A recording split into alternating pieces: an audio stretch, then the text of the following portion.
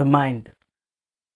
For as long as we've known that it exists, we have tried to tap into its fullest potential. Hello, everybody. Welcome to episode number 26 of the Game Changers podcast. My name is Quinn Segis, and it's a pleasure to be here with you, as always. Episode number 26 features a young man who has cognitive development at heart. That is, mind development. His name is Kevin Mathurin, and the privilege is mine to introduce him to you. Hello, Kevin. I always say that I love having liked minds on this podcast because it makes the conversation flow easier, and also sometimes I even get new perspectives on ideas that I had. So I am happy to have you on. I'm happy that you decide to have me on your show. I really do appreciate it. Thank you for having me here. For sure. Okay, let's begin with introductions. Tell people a little bit about yourselves. Well, my name is Kevin Mathurin. I am a teacher, and I have published two books titled, the first one that I published took me 3 years to write, Purpose Driven, The Meaning of Life is Found in the Purpose to Live. And I formulated it into a way that young people can understand it. There was a famous thinker who said, if you cannot explain something to a 6-year-old, you don't understand it yourself. So I wrote a book for smaller children. It's called Giant+magical+pants. So it's a formulation of the same idea for the adults to the children. And I have both of those books on Amazon, and I'm getting really good reviews on those books. I'm also the founder of an organization called Life Org, where it's based on the same book, Purpose Driven, where we help persons to find purpose in life, and we use the creativity to solve complex problems with the social consciousness that we're in, the stakeholders capitalism. So we teach them how to think associative structure thinking, where you think based on what is good for you, what is good for the society, what is good for your family, what is good for the environment, and you take up a domain and you find a solution to a problem and you build a business out of it. So that's one of the things that I'm doing as well. Nice. Now I know that there's a term that encapsulates what you're trying to achieve or trying to how do I say it? Trying to promote. And I know that term is cognitive development. Now tell us what that is, first of all, and why is it so important? Well, basically, it's a educational jargon. A jargon is phrases that we use in different professions. So it's something that educators use and educators are supposed to know. And basically, and I learned that partly because I love reading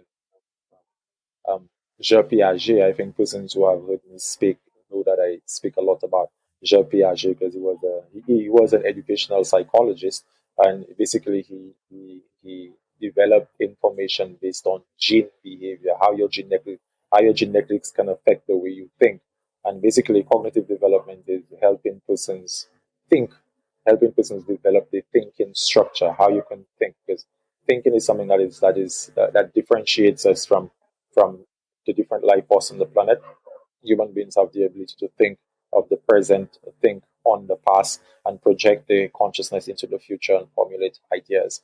So the ability to do that is very, very important, and that's what we try our best to teach the children at school, to develop the intellect, so to speak, the ability to solve abstract problems and to apply it into the world. So cognitive development, it has to do with cognition. Cognition has to do with the mind, the brain, the ability to use the activity of the brain to then influence your physical and reality itself.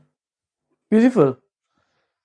So cognitive development is basically mind and brain development, from what you say. Basically. Okay. All right. So we have spoken to what it is and why it's important. But why did you, in particular, choose this as a field of study? So I can go back on why is it important. It's important because because the development of a state or the development of an organization is heavily based on the development of the individual. And if the individual is not developed mentally, the individual cannot be developed physically because we are both mental and physical beings. So, in order for us to Right. have a thriving economic state, we need to have persons who are productive, and productivity comes from having the right mindset. And that's where cognitive development, why it is important and why we spend a lot of time trying to achieve that amount of brain power, because we need to solve complex problems in an ever-changing world. So why did I choose it? I chose it because of my own experience, because your decisions have to do with your experience, all of it. So how I experience the world, and what I see that it was lacking within my environment, within the space that I grew up, and the mindset of the people that I was around, and that influenced my mindset, that I had to go on a journey to change my mindset. And I got a brilliant opportunity. I mean, I was God sent to have to study to become a teacher, and teach you a lot about yourself and how you think and how to develop your intellect. And I just fell in love with that. And I'm still a teacher, and I just pursued that line of that career path. Right. I like that.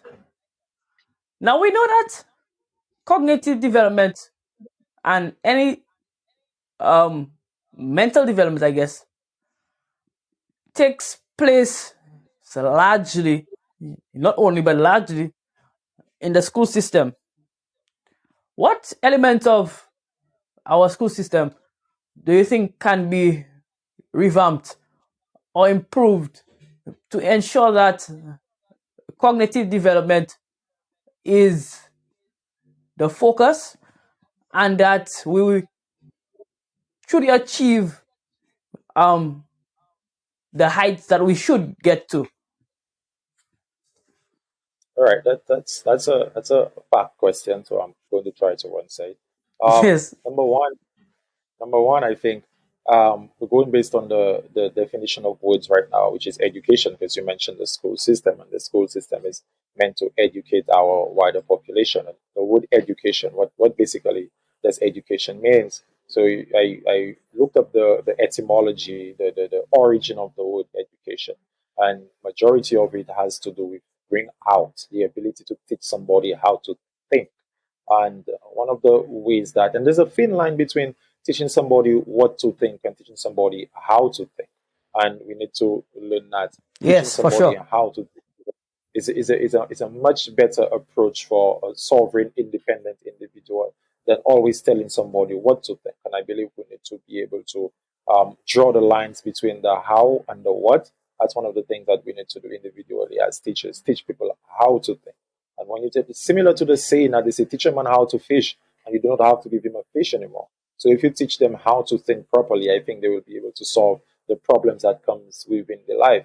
And as it pertains to the education system, I believe there's a lot of things that I mean that is out of the hands of the persons on the ground, because we are on the ground doing what we're supposed to do. And there are still things that is out of the hands of the policymakers. And I think that both of us are trying our best to do the best that we can.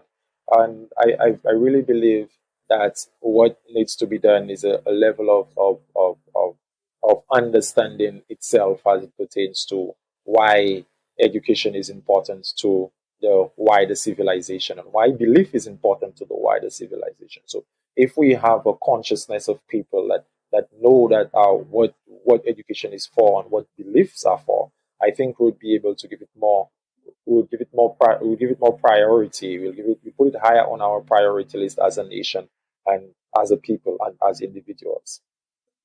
How do we achieve that though? How do we teach people how to think? Basically, the main, and that's a searching question. The main reason why thinking is important is because it influences our belief. So you need to find out how important is your belief as an individual? And somebody might say, oh my God, I don't believe in anything. I don't have a belief system. I don't have a framework on which I interpret the world.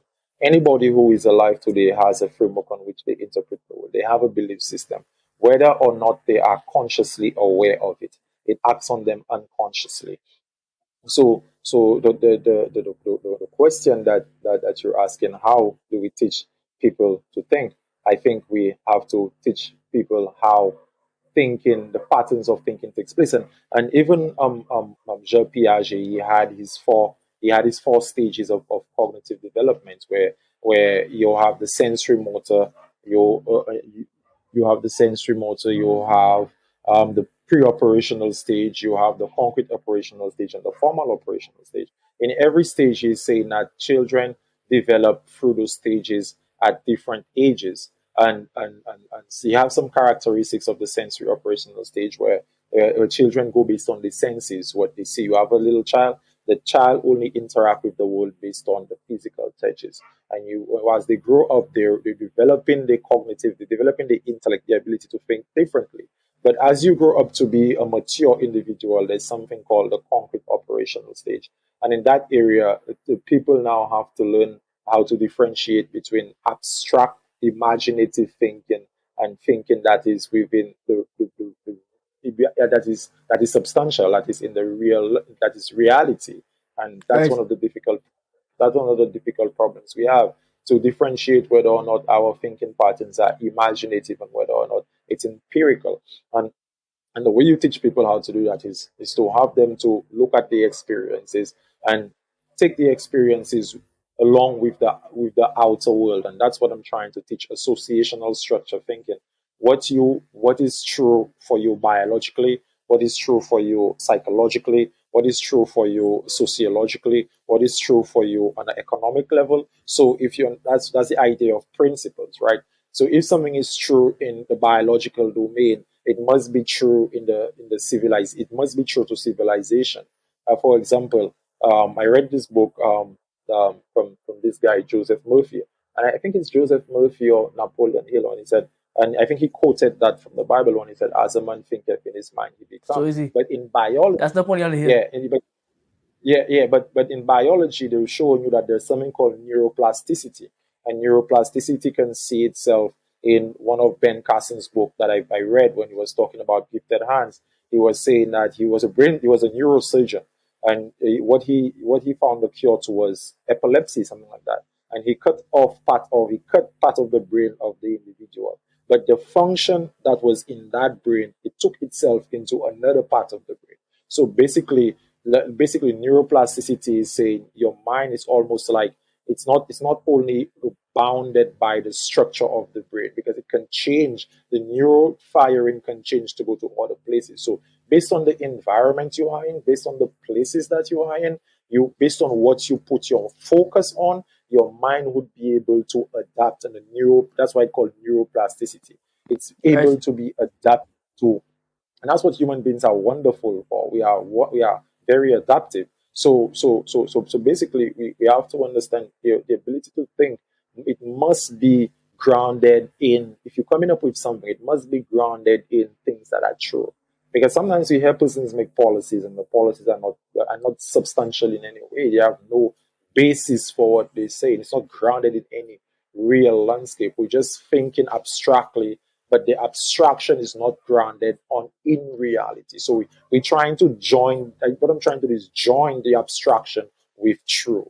So I think that's how persons have to learn how to think if we have to move forward in this ever-changing technological world, information world as well.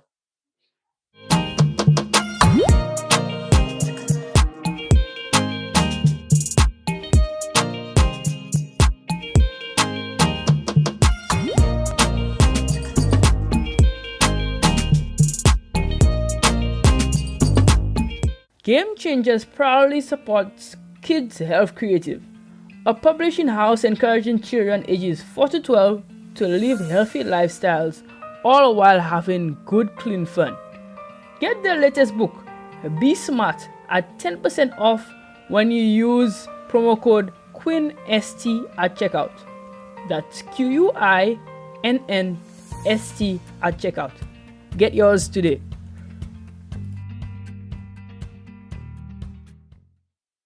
Hello, everybody.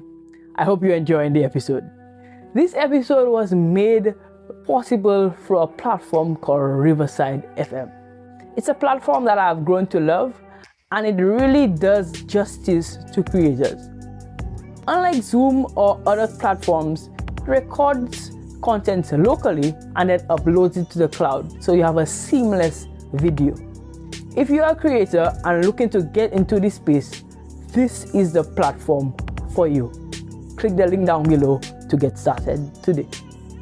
Have you gotten your official Game Changers merch yet? If not, what are you waiting for? Get yourself a hip, trendy t-shirt or hoodie that is sure to turn heads. T-shirts only cost $55 EC and hoodies go for $120 EC. Highlight your inner game changer. Get yours today.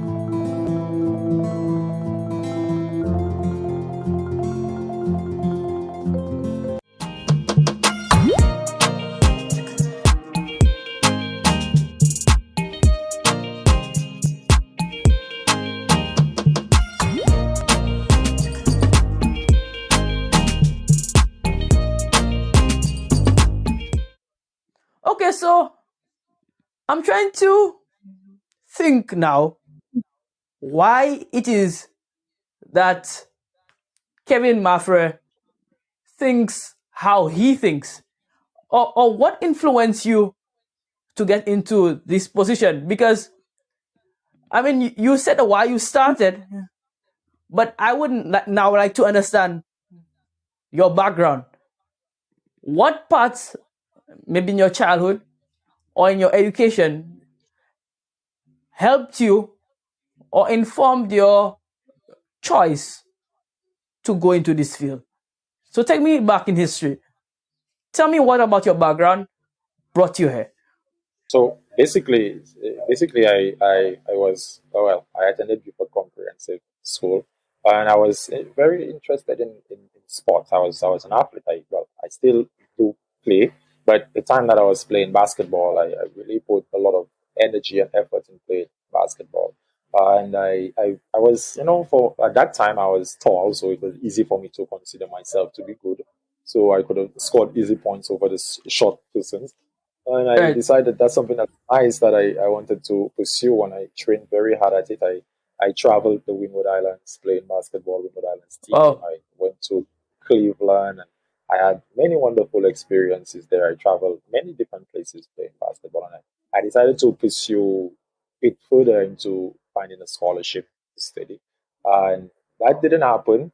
That fell through the cracks, and I realized that that there's nothing else because I had an aim. All the time that I had the aim working towards getting a basketball scholarship, I felt that my life was a lot better. I was living life. I was very disciplined because of the aim that I had, the aim that I have. And reflecting on it, I realized that aim gave my life meaning because I wasn't partaking in any violence. I wasn't partaking in any drinking. I wasn't partaking in any of the social norms that persons nowadays would deem bad. I wasn't partaking in any of that because I know I had an aim. I know what I wanted to do. And I went to bed early. I woke up early to go and train. I didn't have any um, older persons tell me what to do to be successful. So because I know exactly what I wanted, I decided to be able to do what's necessary to get there. And when after I got an opportunity to get a scholarship, and after the scholarship fell through, I no longer had that aim.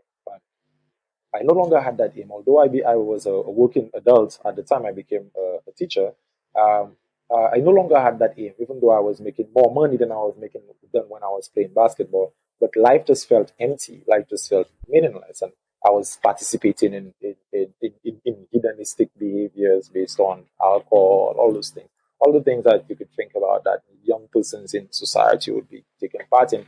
Because I lost my aim, even though I was making I had a job, and the job didn't define as high as my aim was. I felt into what you call existential crisis, and right. then I realized that I was like, when I was playing basketball, I felt a lot more fulfilled, not happy. I felt a lot more fulfilled, But now that I'm working, there's a void that I don't know what I'm about. I'm lost. And I decided to watch myself and to try to re-specify an aim that is higher so that I could experience that fulfillment again. And one of the things that I found that why something is happening to you, when I look around, I realize that same thing is happening to a lot of young persons right here within the community that I was raised in. And I realized, why not try to tell them about your experience that you are very aware of, because they're almost going through the same thing. Because, and even Viktor Frankl, who said something like that, Viktor Frankl, one of the favorite books that I've read, he said the name of the book is Man's Search for Meaning. And he said that if an individual doesn't have meaning in life, he falls to the will to pleasure.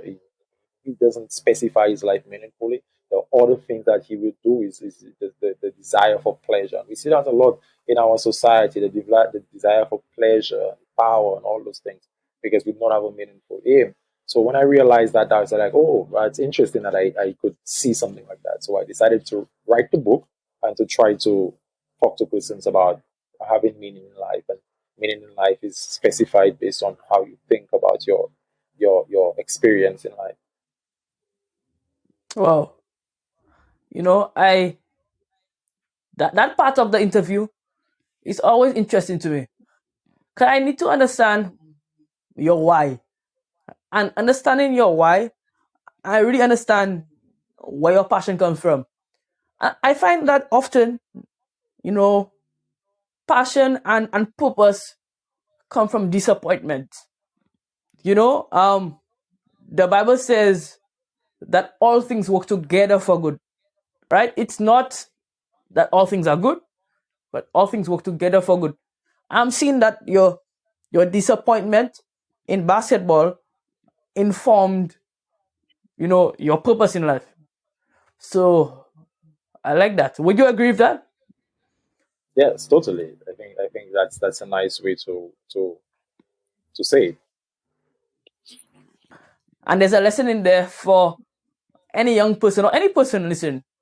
You know, you may be disappointed right now. Use this time to find why you exist on this earth and find your purpose. Beautiful. Okay. So Kevin, you said a while ago that you are an author. Okay, so take us into your books. Get more specific. What are each of the two books about? Basically, the first book, like I said, when I had that realization, I decided, okay, why not? And that time I think I was heavily influenced by the authors that I used to read. Because when I left teachers college, I was really interested in psychology and human behavior and all of that. And I read a lot of spiritual books as well. Miles Monroe. I read a lot of different things like that. So that helped frame the way that I interpreted the problem that I was facing. So, and a lot of the books that I read, it came across as very complex. It was very, very complex. So I took a lot of time to read it. I used to read. I had a phone at the time, and I used to have the phone by me. And while I read, I used to research the definition of words. And I used to, Right. like, if you research a definition of a word, there is a word inside that definition that you don't know. So you have to now Right. research the definition of that definition. So it It's a takes rabbit you hole. deeper into it's a rabbit hole. It opens a lot of concepts. Like, and sometimes when I speak to persons, like, I don't realize that I use certain words that they don't understand. So it's almost like they don't understand what I'm saying. But it's not something I try to do consciously. Like, I read so much text, like I just understand it that well.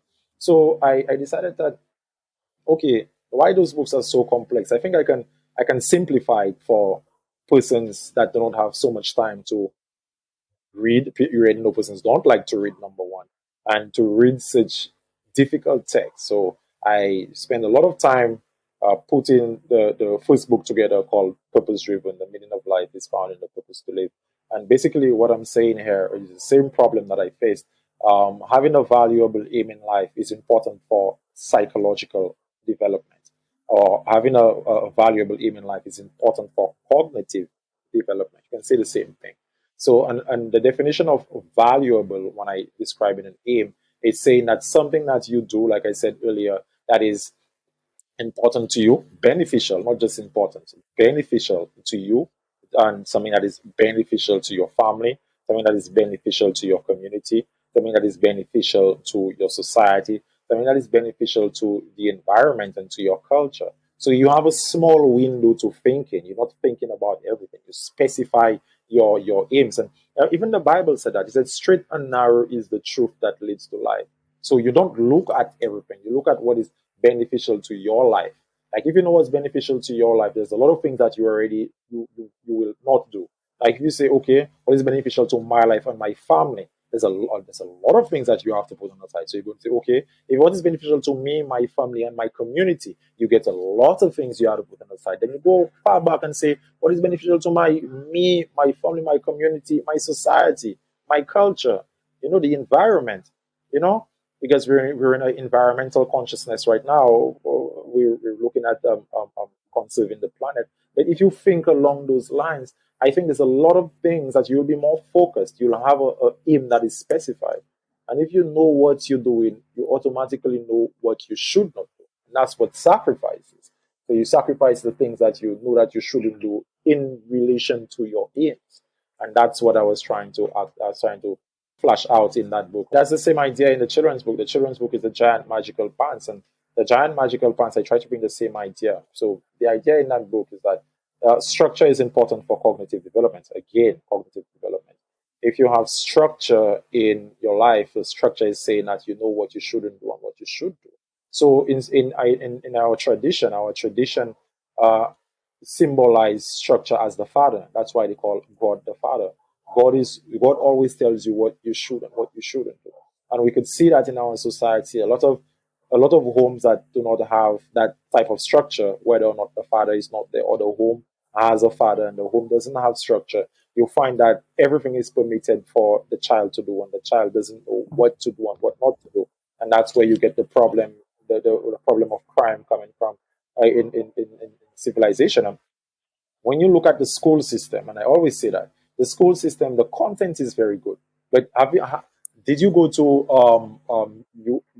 university or did you do university online? So I went to university.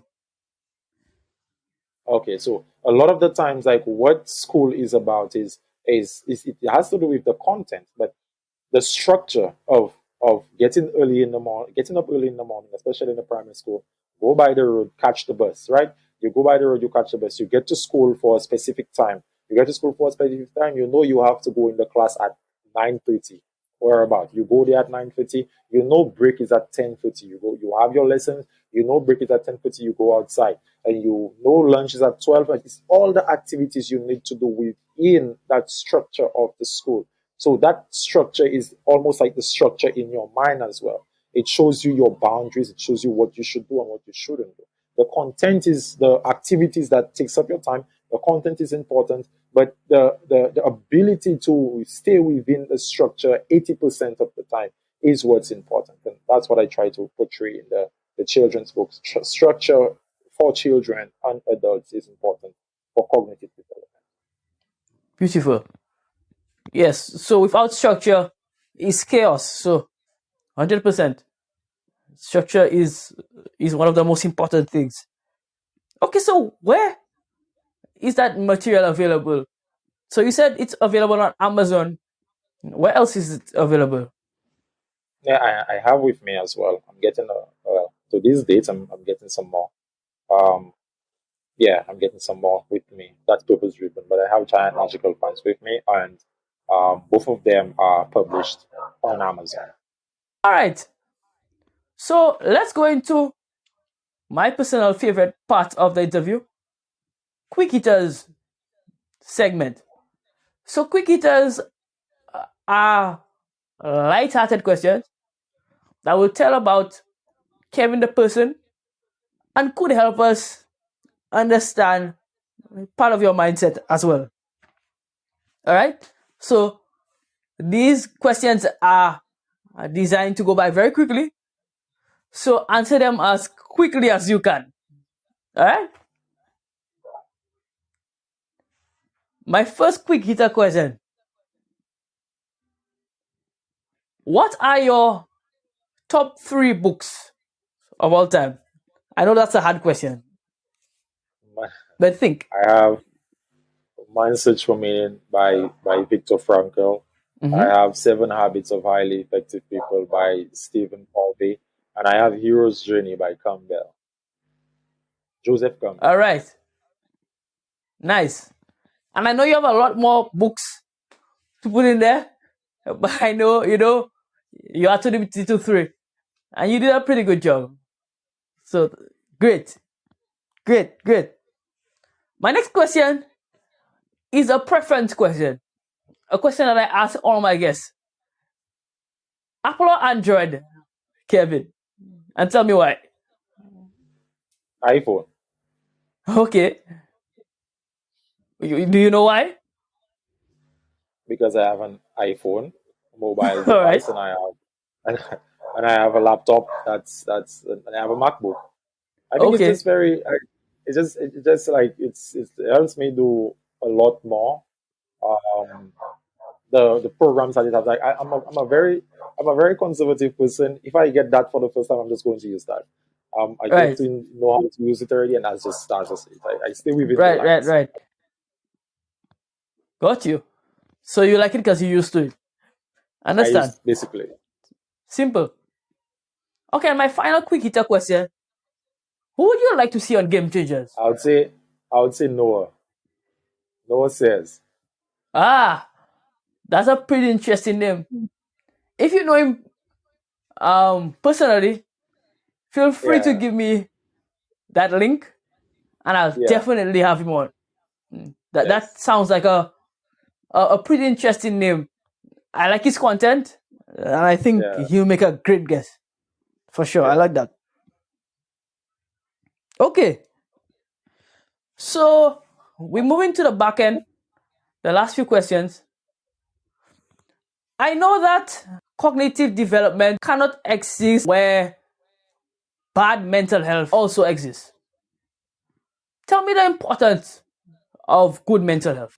Well, I am no professional as it pertains to mental health, but something I can say is that when persons are not really aligned with the truth of the experience, there are a lot of things that disrupts your your body first of all when you look at the body, because we as a society we don't take mental health as serious as we supposed to, and it is something that is plaguing us. And I think we have not developed the awareness to appreciate the fact that one of the most important organs that we have is our brain, and you can differentiate the brain from the mind. The brain is the organ that houses the mind. The mind is the activity, and if the activity is not performing properly, and you need to know what do you mean by properly as it relates to the mind. And I think I read this somewhere when it says mental mental health is based on how you can interact properly with your social environment. Because if you're doing something that's not right, persons will let you know that you're not doing something, you're not aligned with what's right. And sometimes the norm can be almost the norm can be bad altogether.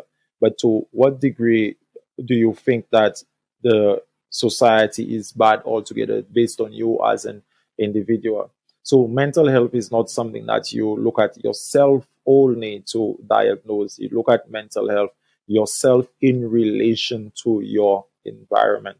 Because if you are not properly fitted in the social landscape, and you cannot see that you're not properly fitted in the social landscape, and you have no idea that you are not fitted in the social landscape, that is something that you're missing. The activity of the mind is not well aligned with the relation of the society. So, like I said, I'm professional, but I see persons around the place, and if you don't look at it, is if we have somebody go to a therapist, like to speak and to because they're trying to get their mental health going, like we almost look at it like it's a taboo thing. It's something to joke about, and we don't take counseling seriously. We don't take therapists seriously. We don't take It's like we have two spectrums. Either you okay or you mad.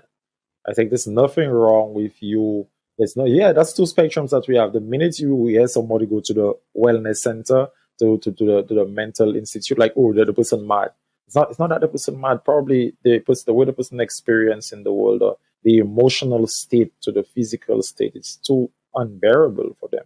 So mental health is something, especially the mental health of men mental health. We have a lot of mad men around the place. We have more mad men than mad women. A lot of men just lose it, and we have to ask ourselves why. But go ahead. Yeah, for sure. And being, I guess, sensitive to these type of situations, I think would help improve us as a society, but it's a process like everything else. All right, so Kevin, tell us how we can get in contact with you. Well, I have my social media platform. I have Instagram, which is um, Kevin Mathurin Notes. That's where I post some of the things, some of the content that I create. I also have a YouTube channel, Kevin Mathurin Podcast, where I meet with different persons and have interesting conversation, different professionals, intellectuals across the Caribbean and sometimes Latin America and all those places. And we talk about development and human development, and if there is an objective mode of seeing the world, of objective things that you must do to develop. I have that on my YouTube podcasting. I also have my like I said, my Instagram. I have my Facebook page, Kevin Maffer, and I have my Life Org institution as well. So you can send me a message on either one of those platforms, and we could take it from there. Lovely. I will definitely, as usual, leave the links down below so people can get connected with you.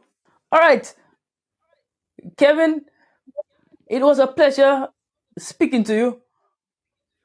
When I learn from my guests, I really enjoyed. And I have definitely learned, and I would definitely go back and listen to this again and learn a lot more. Thank you for all you do. And I look forward to even being on your podcast sometime in the future. Happy to have you here, Thank man. you for inviting me, and thank you for your line of questioning.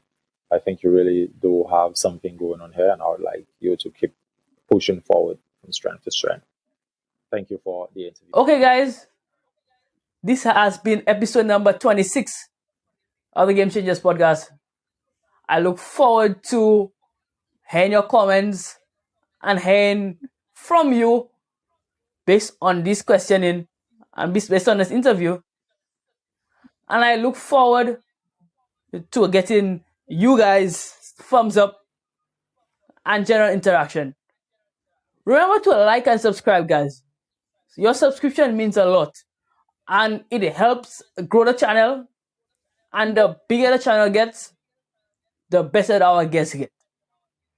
So remember to like and subscribe, and remember to follow us on all platforms. We're on Spotify, Google Podcasts, Apple Podcasts, and wherever you get your podcasts. All right, guys.